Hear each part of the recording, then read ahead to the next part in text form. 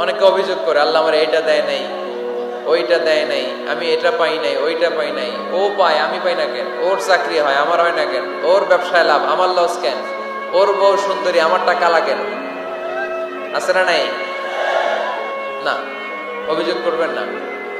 আপনি যে অবস্থানে থেকে অখুশি, আপনি যেই অবস্থানে থেকে আল্লাহর কাছে অভিযোগ করতেছেন, আপনার এই অবস্থানে আসার জন্য অনেকে আল্লাহর কাছে দোয়া করতেছে, ঠিক কিনা? কিন্তু আপনি এই অবস্থানে খুশি না। অনেকে এই অবস্থানে আসতে চায়, তাদের স্বপ্ন যে তারা একদিন আপনার স্থানে আসবে, কিন্তু আপনি আপনার জায়গায় থেকে খুশি না। এজন্য উনজুর ইলা মান হুয়া আসফালা মিনকা, তোমার চেয়ে যে খারাপ অবস্থায় আছে তার দিকে তাকাও, তাহলে তোমার মনের দুঃখ ঘুচিয়ে দিবে কে? আপনার চেয়ে যে খারাপ অবস্থানে আছে তার দিকে দেখেন কি অবস্থা। আপনি এইটা চান, ওইটা চান, কত কিছু লাগবে আপনার। হসপিটালে যে দেখেন ক্যান্সারে আক্রান্ত রোগীদের কি অবস্থা দেখেন। ক্যান্সার যার নেই কোনো অ্যান্সার, বাঁচবে না সে। ওরে যে জিজ্ঞেস করেন, ভাই আমি তো বাড়ি চাই, গাড়ি চাই, আমার অনেক অভিযোগ, আমি এটা চাই, ওটা চাই, তুমি কি চাও? ক্যান্সার আক্রান্ত রোগীটা বলবে, আমি কিচ্ছু চাই না, আমি খালি বাঁচতে চাই। ক্যান্সার আক্রান্ত রোগীটা কি চায়? শুধু কি চায়? বাঁচতে চায়। আর আমাদের অনেক কিছু লাগবে। এজন্য বেঁচে যে আছি, এই জন্যই আলহামদুলিল্লাহ। শ্বাস প্রশ্বাস যে নিতে পারতেছি, বেঁচে আছি, অনেক দিয়েছে প্রভু, আর কিছু লাগবে না, আলহামদুলিল্লাহ পড়েন। চাওয়ার কোনো শেষ নাই, আছে? লাউ আন্না লিকুল্লি ইবনি আদম ওয়াদিয়ান মিন যাহাব আহাব্বা আন ইয়াকুনা লাহু ওয়াদিয়ান ওয়া লা ইয়ামলা ফাহু ইল্লা তুরাব। প্রত্যেক বনি আদমকে আল্লাহ তাআলা একটা করে স্বর্ণের পাহাড়ের মালিকও যদি বানিয়ে দেয়। কিসের পাহাড়? সবাই বলেন। দেখছেন শরীয়তপুরে? শরীয়তপুরে নাই স্বর্ণের পাহাড়? কোন দেশে আছে? সৌদি আরব। স্বর্ণের পাহাড় নাই, স্বর্ণের খনি আছে। স্বর্ণের পাহাড় এই পৃথিবীতে হবে না, স্বর্ণের পাহাড় পাওয়া যাবে জান্নাতে, ঠিক কিনা? প্রত্যেককে যদি আল্লাহ একটা করে স্বর্ণের পাহাড়ের মালিকও বানিয়ে দেয়, তারা আরো একটা স্বর্ণের পাহাড়ের মালিক হতে চাইবে। আচ্ছা বুঝে শুনে উত্তর দেন তো, আল্লাহ যদি আমাকে একটা স্বর্ণের পাহাড়ের মালিক বানিয়ে দেয়, আমার 14 পুরুষ এই পাহাড়, স্বর্ণের পাহাড় কেটে কেটে ভেঙে ভেঙে বিক্রি করে খেয়েও এই পাহাড়ের অর্ধেকও কি শেষ করতে পারবো? তাহলে আরেকটা লাগবে কেন? স্বভাব, ঠিক কিনা? স্বভাব কি? তো একটা স্বর্ণের পাহাড়ের মালিক যদি আমি হই, আমার 14 পুরুষ খেয়েও শেষ করতে পারবে, তারপরেও আমি আরেকটা কেন চাই? স্বভাব। আল্লাহর হাবিব বললেন এটা স্বভাব। ওয়ালা ইয়ামলা আফাহু ইল্লা তুরাব।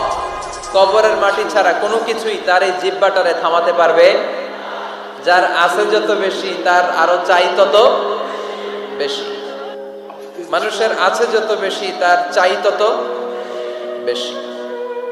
শেখ সাদি রাহিমাহুল্লাহ, ইরানের বিখ্যাত কবি, বালাগাল উলা বিকামালিহি কাশাফাত দুজা বিজামালিহি, এই কবিতা লিখে বিখ্যাত হয়েছিলেন।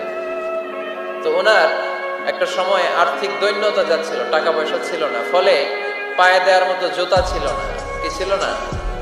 জুতা ছিল না। তো খুব আফসোস করে একদিন মনে মনে আল্লাহরে বলে, আল্লাহ আমি এত বড় কবি, আমার পায়ে দেওয়ার মতো জুতা নাই। আহা, আফসোস করে ঘর থেকে বের হয়েছে। বের হয়ে দেখে এক ভিক্ষুক ভিক্ষা করে, ওই ভিক্ষুকের 2টা পাই নাই। ভিক্ষুকের 2টা, আর কবি সাহেবের কি নাই? জুতা নাই। কবি সাহেব যখন এই দৃশ্য দেখছে, হায় রে, আমার তো পা আছে, এর তো পাই নাই, সেজদায় পড়ে গেল। আর আল্লাহরে বলে, আল্লাহ শুকর, আলহামদুলিল্লাহ, বেশ ভালো আছি, আর কিছু লাগবে না। এজন্য শান্তি হচ্ছে শুকর আলহামদুলিল্লাহর ভিতরে। শান্তি কিসের ভিতরে? শুকর আলহামদুলিল্লাহর ভিতরে। এজন্য আওয়াজ করে পড়েন আলহামদুলিল্লাহ। আপনার চাহিদার কোনোদিন শেষ হবে না। দেখবেন যার পা নাই, সে পা দেখে আফসোস করে, ইস লোকটা হেঁটে যায়, কি সুন্দর যায়, আমি তো হাঁটতে পারি না, যদি হাঁটতে পারতাম, যদি 2টা পা থাকতো। যার পা আছে, সে সাইকেলওয়ালাদেরকে দেখে আফসোস করে, ইস আমার যদি একটা সাইকেল থাকতো তাহলে তার হাঁটা লাগতো না, সাইকেল দিয়ে বাজারে যেতাম। যার সাইকেল আছে সে আবার হুন্ডাওয়ালাদেরকে দেখে আফসোস করে, ইস একটা হুন্ডা যদি থাকতো তাহলে তো ভো ভো করা যাইতো না। হুন্ডাওয়ালার আফসোস আছে প্রাইভেট কারওয়ালাদের দেখে, তারা আফসোস করে ইস আমার যদি একটা কার থাকতো তাহলে তো কার চালাইতে পারতাম। যাদের প্রাইভেট কার এদেরও আফসোস আছে, ইস আমার যদি একটা হেলিকপ্টার যদি থাকতো তাহলে তো উড়াল মারতে পারতাম, ঠিক না? হেলিকপ্টার ওয়ালাদেরও আফসোস আছে, আমার যদি একটা জেট প্লেন থাকতো, jet plane, private jet plane, ও প্রিন্স ওয়ালিদ বিন তালালের মতো 70% মেড অফ গোল্ড, তার একটা জেট প্লেন আছে, এটার 70% স্বর্ণ দিয়ে বানানো।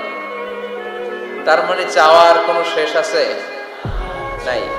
সুখ শান্তি যদি চান অলওয়েজ পড়বেন আলহামদুলিল্লাহ। কে পড়বেন? টাকা যার বেশি টেনশন তার বেশি।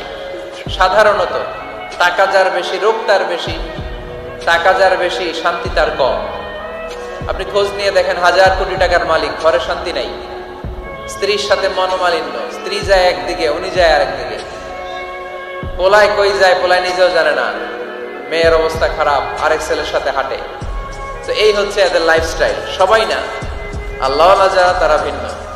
রাতে এদের ঘুম হয় না, অনেকগুলো ঘুমের ট্যাবলেট খেয়ে ঘুমাতে হয়, ঘুম আসে না, ঘুম আসে না। কিন্তু রিক্সাওয়ালা, কুলিওয়ালা, দিনমজুর, এদের রোগ বালাই আছে? কথা বলেন। খাওয়ার সমস্যা আছে, ঘুমের সমস্যা আছে, শুইলেই ঘুম আসে, যেখানে রাইত ওইখানেই গাই। ঘুমাইতে দেরি, নাক ডাকতে দেরি হয় না, ওর নাকের ডাকের আওয়াজে ট্রাকের ইঞ্জিনও ফেল। শান্তির ঘুম। এই জন্য সবসময় শান্তি খুঁজতে হবে। কি খুঁজবো? শান্তি দেওয়ার মালিক কে? আল্লাহ তুমি এই দেশটাকে শান্তিময় করো, শরীয়তপুরটাকে তুমি শান্তিময় করো, আজকের মাহফিলটারে কবুল করো। শামসুল হক শিকদার জামি মসজিদ কমিটির উদ্যোগে 10ম বার্ষিক তাফসীরুল কোরআনের মাহফিল, স্থান জাজিরা, কেন্দ্রীয় ঈদগাহ ময়দান। এটা জাজিরার নাম অনেক শুনেছি আমি, আসা হয় নাই, এই প্রথম আসলাম আলহামদুলিল্লাহ। 3 দিন ব্যাপী তাফসীরুল কোরআনের প্রোগ্রামের আজ 3য় রজনী। আমার আগে কথা বলেছে মুফতি কাজী মোহাম্মদ ইব্রাহিম, গতকাল কথা বলেছে মাওলানা এম হাসিবুর রহমান, কথা বলেছে মাওলানা আব্দুল খালেক শরীয়তপুরী। যারাই কথা বলেছে কোরআন হাদিসের আলোকে যা বলেছে আমরা যেন আমল করতে পারি, আল্লাহ তৌফিক দান করো। সঙ্গীত পরিবেশনায় ছিল মশিউর রহমান সুর সম্রাট, অ্যাডভোকেট রোকনুজ্জামান ইসলামী সঙ্গীত শিল্পী, star voice champion Imtiaz Ahmed. আজকের প্রোগ্রামের প্রধান অতিথি জননেতা জনাব ইকবাল হোসেন অপু সাহেব, মাননীয় সংসদ সদস্য শরীয়তপুর 1 আসন, আসছেন উনি প্রতিনিধি হিসেবে, চেয়ারম্যান সাহেব যিনি বক্তব্য রাখলেন, সুন্দর বক্তব্য রেখেছেন উনি। বিশেষ অতিথি জননেতা আলহাজ মোবারক আলী শিকদার, চেয়ারম্যান উপজেলা পরিষদ জাজিরা। মাশাআল্লাহ, কত সুন্দর ইসলামের পক্ষে কথা বললো। এরকম চেয়ারম্যান আমরা চাই কি চাই না? অনেক চেয়ারম্যান মাহফিল বন্ধ করে দেয়, আছে না নাই? এগুলো ওনারা ভুল করে। ওনাদের উচিত মাহফিলগুলোতে আসা। যেমন আপনাদের চেয়ারম্যান এসেছে, আপনাদের ভালোবাসায় সিক্ত হয়েছে, ঠিক কিনা? আপনাদের দোয়া নিয়ে গিয়েছে, দোয়ার দরকার আছে না নাই? দোয়ার অনেক দাম। এজন্য জনপ্রতিনিধি যারা, আমি ওনাদেরকে বিনয়ের সাথে বলবো আপনারা মাহফিলগুলোতে আসবেন, এসে জনগণকে সালাম দিয়ে যাবেন, দোয়া নিয়ে যাবেন, দোয়ার অনেক দরকার। অতিথি হিসেবে আরো আছে জনাব মোহাম্মদ ইউনুস ব্যাপারী, জিএম নুরুল হক সাহেব, মোহাম্মদ ওমর ফারুক সাহেব। যারাই এসেছে আল্লাহ সবাইকে কবুল করো। বিশেষ করে আমার যুবক ভাইদেরকে আল্লাহ তুমি কবুল করো। সৈয়দনা ওমর ফারুকের মতো ইসলামের বীর সেনানী হিসেবে কবুল করে নাও। পর্দার আড়ালে মা বোনদেরকে আল্লাহ তুমি কবুল করো। আম্মা জান আয়েশা রাদিয়াল্লাহু তাআলা আনহা, খাদিজাতুল কুবরা রাদিয়াল্লাহু তাআলা আনহার মতো মহিয়সী, গরিয়সী, নেককার নারী হিসেবে কবুল করো। আসুন আমরা সরাসরি কোরআন থেকে শুনি, কারণ কোরআন থেকে শুনলে বরকত বেশি না কম? আরো জোরে বলেন, বেশি না কম? এটা এমন একটা কিতাব যে কিতাবে কোনো ভুল নাই। আছে? সন্দেহ আছে? সংশয় আছে? মুত্তাকিনদের জন্য এই বইটারে হেদায়েতের কিতাব করে নাজিল করলো কে? যালিকাল কিতাবু লা রাইবা ফি হুদাল লিল মুত্তাকিন। This is the book, the most authentic and original book in the world. whereof there is no doubt in it and a guidance to those who are muttaqin. এটা এমন বই যে বইয়ে কোনো ভুল নাই, কোনো সন্দেহ নাই, কোনো সংশয় নাই। মুত্তাকিনদের জন্য এই বইটারে হেদায়েতের কিতাব করে পাঠালো কে? আবার আল্লাহ বলেন কিতাবুন আনজালনাহু ইলাইকা লিতুখরিজান নাসা মিনায-যুলুমাতি ইলান-নূর। নবী হে, এই কিতাবকে আমি নাজিল করেছি অন্ধকারাচ্ছন্ন মানুষগুলোকে আলোর পথ দেখাতে, বামপন্থী গুলারে ডানপন্থী বানাতে, জাহান্নামী গুলারে জান্নাতি বানাতে। এই কিতাব যদি কেউ পড়ে সে মানুষের মতো মানুষ হয়। ওই মানুষ কখনো অন্যায় করে না। এই কিতাব যে পড়ে এবং মানে, এই কিতাবের শিক্ষাকে যে নিজের মধ্যে ধারণ করে সে কখনো মিথ্যা বলে না, মা বাবার সাথে বেয়াদবি করে না। ওই আলোকিত মানুষটা কখনো টেন্ডারবাজি করে না, চাঁদাবাজি করে না, দুর্নীতিতে চ্যাম্পিয়ন হয় না, ক্যাসিনো ব্যবসায় নামে না। এই কোরআন যারা বুকে ধারণ করে এরা কোনোদিন পেঁয়াজের দাম বাড়ায় না। জোরে বলেন ঠিক কিনা? এরা কখনো তাদের কোনো কাজে জনমানুষের ক্ষতি করে না। এরা সব সময় কল্যাণের পক্ষে, এরা মানবতার পক্ষে। এরাই হচ্ছে আলোকিত মানুষ, ঠিক কিনা? মানুষ হওয়া পৃথিবীতে বড় কঠিন। খালি চোখে যা দেখেন এগুলো মানুষ না, এগুলো জনসংখ্যা। এগুলো কি? এজন্য বলা হয় বাড়ছে জনসংখ্যা, কমছে মানুষ। বাড়তেছে কি, কমতেছে কি? মানুষ। গরুর পেট থেকে বেরোলেই ওটা গরু হয়ে যায়, ছাগলের পেট থেকে বেরোলেই ওইটা ছাগল হয়ে যায়, মুরগির পেট থেকে বেরোলেই ওইটা মুরগি। কিন্তু মানুষের পেট থেকে বেরোলেই ওটা মানুষ হয় না, ওটার মানুষ বানাইতে হয়, তাই না? আবার গরুকে কেউ কোনোদিন বলে না এই তুই গরুর মতো গরু হ, বলে?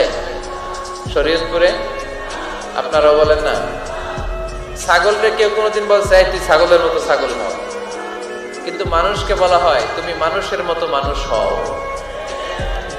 কোরআন পড়লে মানুষের মতো মানুষ হওয়া যায়, ঠিক কিনা? এই দুনিয়া এখন তো আর সেই দুনিয়া নাই, মানুষ নামের মানুষ আছে দুনিয়া বোঝাই, সেই মানুষের ভিড়ে আমার আসল মানুষ নাই, ঠিক কিনা? আসল মানুষের বড় অভাব। মানুষের মতো মানুষ খুঁজে পাওয়া দুষ্কর। এই কোরআন এসেছে আমাদেরকে মানুষের মতো মানুষ বানাতে। এজন্য এই কোরআন থেকে শুনলে লাভ না লস?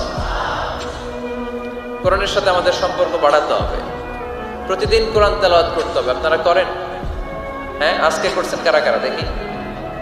মাশাআল্লাহ, মাশাআল্লাহ, হাত নামান।